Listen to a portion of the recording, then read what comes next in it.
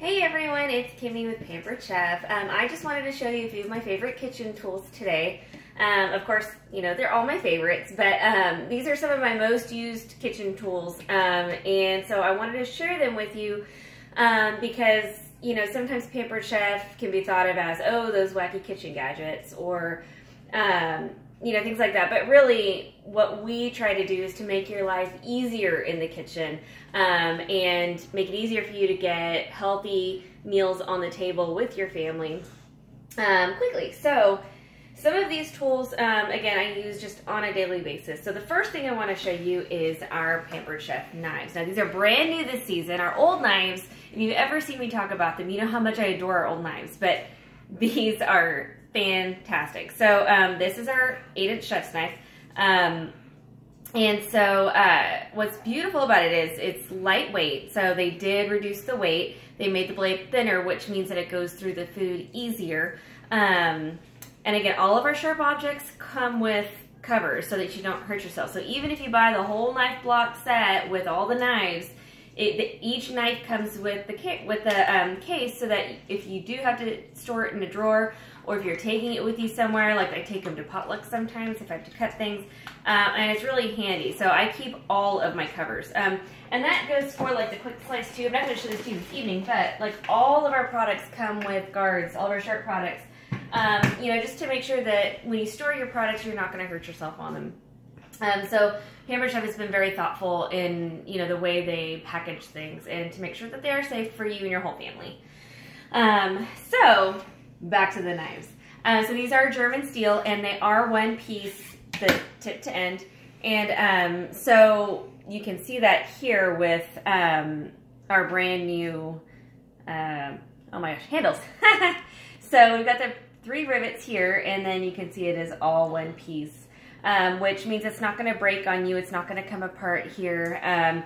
You do want to make sure you hand wash your knives and that you dry them immediately because they are steel so they can rust. But if you dry them immediately, there's much, much less risk of it. And of course, as with all of our executive level knives, they do have a lifetime guarantee on them. So if anything ever happens to your knife, you know, and it's within the warranty, within the scope of the warranty, then, you know, it will be covered. Now, we do not recommend putting these in the dishwasher. So, the #1 cause of accidents in the kitchen is a dull knife, because if you think about it, you've got a dull knife and you're pushing down real hard on an onion or on a tomato, it can slip and cut you. And so we definitely don't want that. So we want to make sure that your knives are sharp and that they're honed. So this is our honing tool, and it's really nice. So it's got this counterbalance on it, and you just set it down and run your knife through. Okay. So super easy. Now the reason you wanna hone your knife is because every time you use it, so here's your tip, right? Every time you use it, it goes like this a little bit. So when you hone it, you're putting it back into place. So you're making it sharp again. Or not necessarily, you're not sharpening it, you're just putting the point where it needs to go. We do recommend about once a year sharpening your knives. You need to go to a professional to get it sharpened, unless you know how to sharpen your own knives. But only do it about once a year, and unless you use your knives tons and tons, then maybe twice, maybe every 6 months to a year. But don't do any more than that, because when you sharpen your knives, you're actually taking layers of the steel off. When you hone your knife, you're just putting it back in place. You're not actually taking anything off. So don't over sharpen your knife, otherwise your pretty chef's knife is gonna turn into a utility knife, which again, is a great knife, but we have a utility knife for a reason. We don't want you turning your chef's knife into that. Also, another improvement with our knives is it's got this nice little beveled edge here. So instead of it being a hard stop, this is a really great way to hold your knife, or it's a more like ergonomic way to hold your knife. So what you always want to have your pinch grip. So you're gonna hold your knife this way, and that way you've got a really great control on it. You know, you don't want to do this.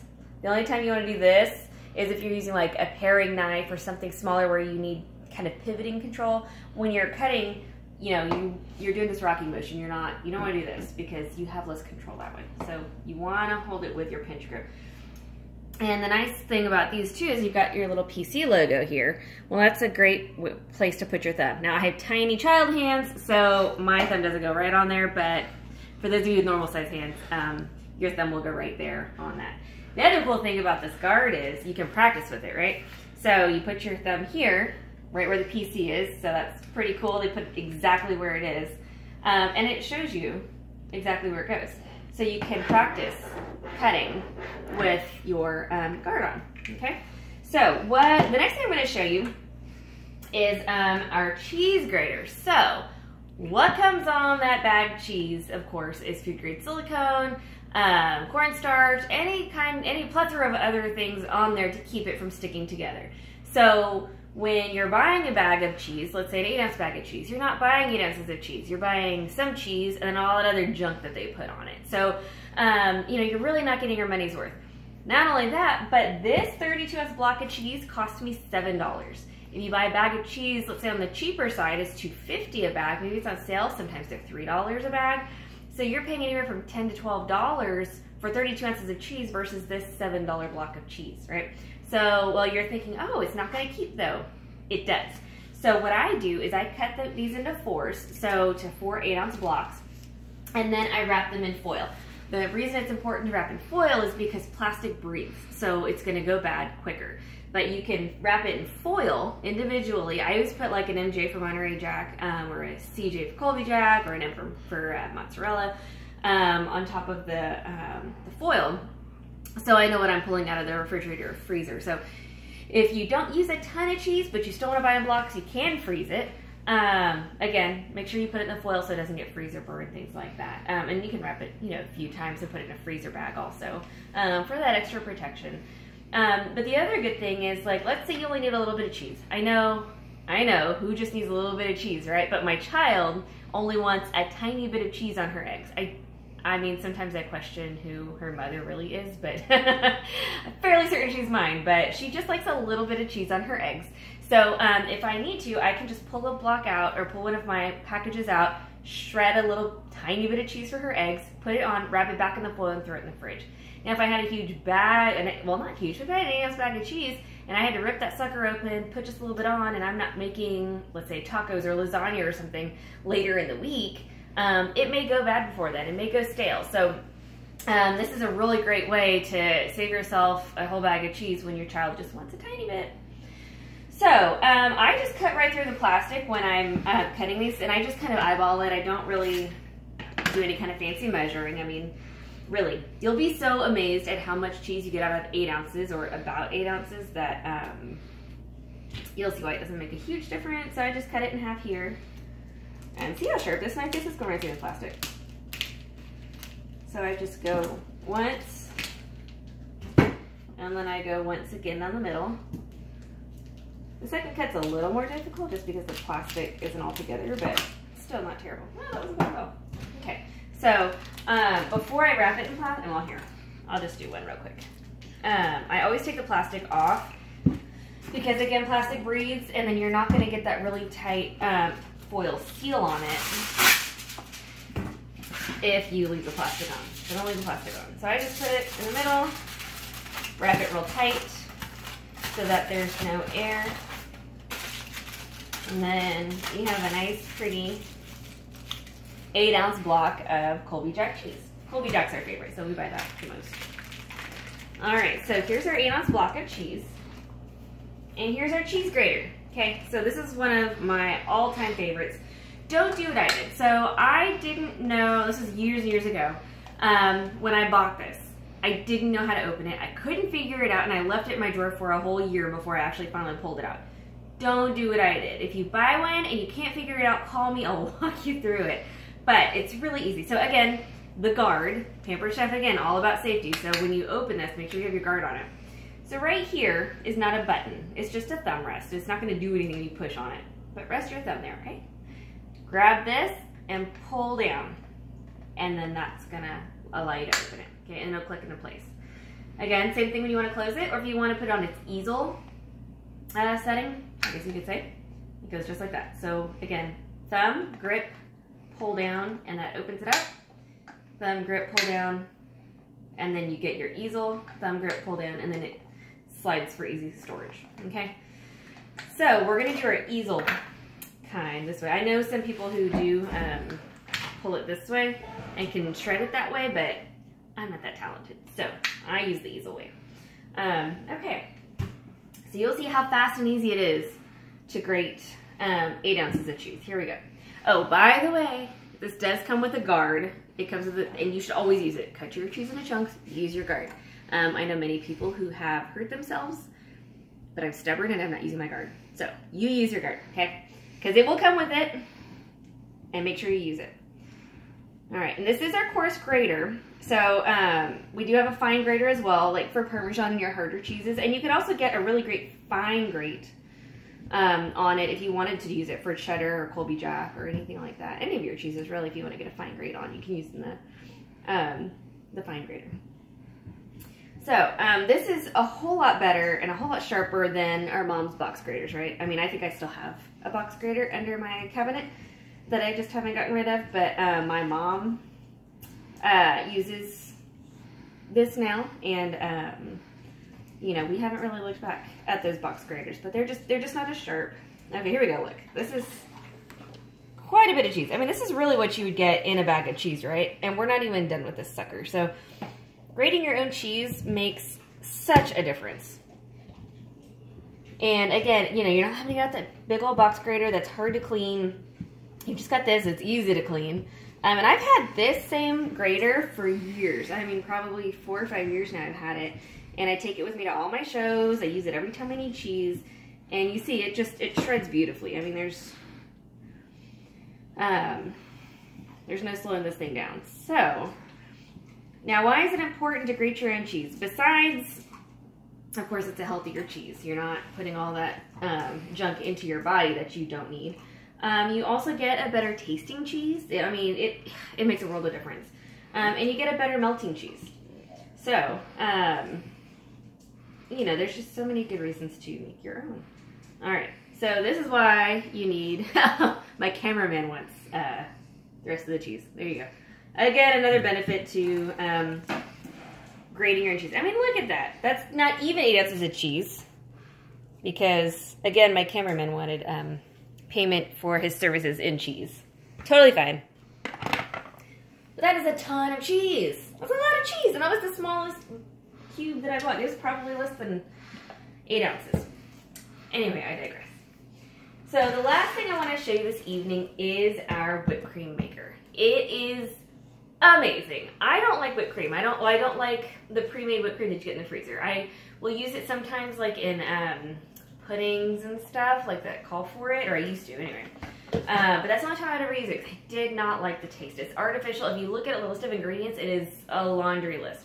So you can make whipped cream in 30 seconds with this bad boy. And I feel like on a keto diet, you can make your whipped cream in here just minus the powdered sugar, or you can use a sugar substitute. But I mean, it is such a great product. And for October only, you can only get it in October, and it's only while supplies last, you can get this pink one. The other one's green. I should have brought it. But anyway, the other one's green. It's a beautiful green, and I love it. But for October only, you get this really awesome, beautiful pink one for help with cancer. And $1 of every one sold does go to the American Cancer Society. So it's, you know, purchase with a purpose. So get it while you can, because these things are going to fly off the shelves. I mean, literally fly off the shelves. So get it. So this is super easy. It has a fill line here. So you're going to put your heavy whipping cream to the fill line. So it's, you know, super, super easy. You don't have any guesswork. So there we go. And I'm just going to make a vanilla whipped cream, but you could do all kinds of stuff. You could do chocolate whipped cream. You could do a cinnamon whipped cream. I mean, that'd be perfect coming up for the holidays to put on top of your apple pie, things like that. Let's see. Then I've got a tablespoon of powdered sugar, although I have a heavy hand, so maybe a little more. If it comes out. Or maybe if you want... if you're having like a spiked hot cocoa, you could make an amaretto whipped cream or a bourbon whipped cream or a, let's do a Kahlua whipped cream. I mean, really, put anything in here. So you're going to pump this for 30 seconds, and then you're going to have whipped cream. And it's going to be fantastic. You're going to love it. You don't have to put metal bowls in the freezer. You don't have to put your beaters in the freezer. All you do is pump this sucker. So I have a friend who's super competitive, and she can do this in 19 seconds. I did about 30. It may take take longer, it may take less. You just kind of learn what to look for when it's done. And when I'm talking, it tends to take longer for me. So I'm not paying attention. But you can also make homemade butter with it. All you would do is leave your heavy whipping cream out at room temperature. And there's a few other steps, but on the Pampered Chef website, it does give you instructions on how to make butter. And then you can also make, it whips eggs beautifully. So you can do it before eggs in here for omelets, or for an egg scramble or something. All right, so it is taking me longer because I'm not going as fast because I'm talking, as I usually do. All right, so let me see. I think it does need a little longer. So you will see it does come up off the top a little bit. You guys, I did Orange Theory this morning. That's the first time that I've worked out in a long time. And my neighbor took me. And so I'm kind of dying a little bit right now. My arms are killing me. All right. I think that's good. Oh no, it still needs a little bit longer, but. Ugh. Okay. So. There you have it. So I usually like it a little bit stiffer, but you've got this beautiful, delicious homemade whipped cream, and it is healthier than any other whipped cream that you've got out there on the market, right? Anything you get in the freezer is not going to compare at all to this, especially, you know, once you start creating your own, what do you call it? Your own recipes for it, or looking up other recipes and kind of making them your own. You know, you'll get really unique, there we go. You'll get really unique flavors out of them, you know, however you want to do it. The other cool thing, this is the base, the non-slit base, right? Take it off, and it becomes a lid. And it will stay like this in your refrigerator for weeks. It will hold its shape. The only reason I know it holds for weeks is because it got pushed to the back of my refrigerator and I found it weeks later. So it does hold, and it may not last you weeks because it's delicious and you'll want to eat it all. But if you want to make it ahead of time, a day or two, it will last and it will hold its shape beautifully.